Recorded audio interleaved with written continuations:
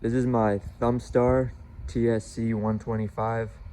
It's a 2018 model with the big tire conversion I recently did on it. Talk about that a little bit later, but got the bike real cheap, not running, got it running, and it's just smoking like a whore, big time, just a ridiculous amount of smoke. So I tore the engine down, or tore the top end down, rings were shot, piston was hammered, bore looked okay, probably was salvageable, but I found you can get a whole top end piston, rings, cylinder, and gaskets for $40 on eBay. So I just got that, put that on there. That's how come the cylinder is silver and the rest of the engine's black. Still a 125. It says 107 on it, but I don't know why, because it's a 125, same as the old engine. I'll put some pictures in here showing the rebuild of it. Very easy on these engines. A lot of how-to videos online.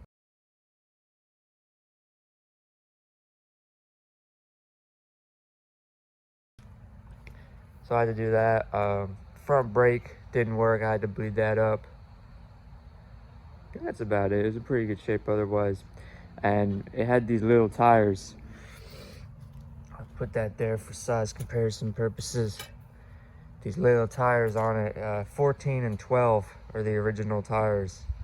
And I've gone with 17 and 14. So as you can see, it's a huge difference and a mega improvement. Those wheels and tires, also another reason I did it, besides the fact that it just makes the bike bigger and better, is the both rims were bent pretty good. Rear rim was like totally bent, spokes were all broken, so I figured to get, just the rim was like 100. So I found this set with both rims, both tires and tubes and sprockets and brakes. All of that was like 230 bucks on eBay, cheapest I could find. The front was like plug and play, no problem, bolted right up.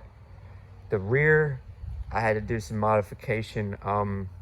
The stock, I don't know about all bikes, probably not all bikes, but the Thumpstars, the hub, the where the sprocket goes is 5. It's 5 bolts, and like none of the other Chinese bikes I'm trying to find it, none of them were 5. They're all 4. So basically, if you want to get like just a wheel for this bike, like I want to replace just the rear wheel, you gotta get the sprocket too.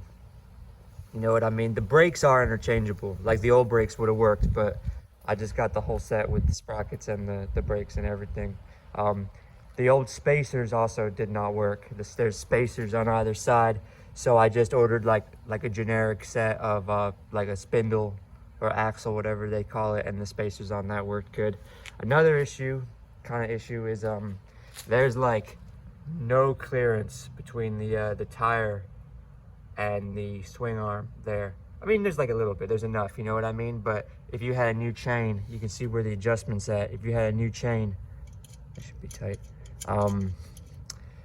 then you probably would run into issues. My bike, it's fine right now. Chain has good tension on it.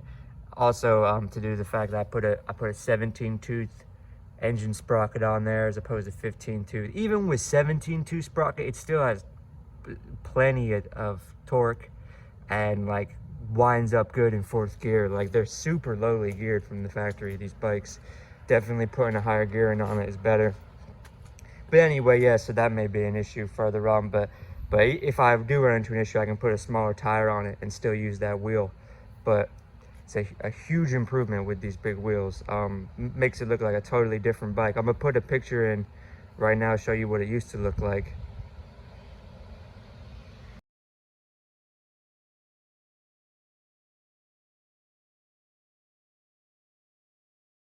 So yeah, a lot different. Anyway, yeah, let's go ahead and start her up and take her off road.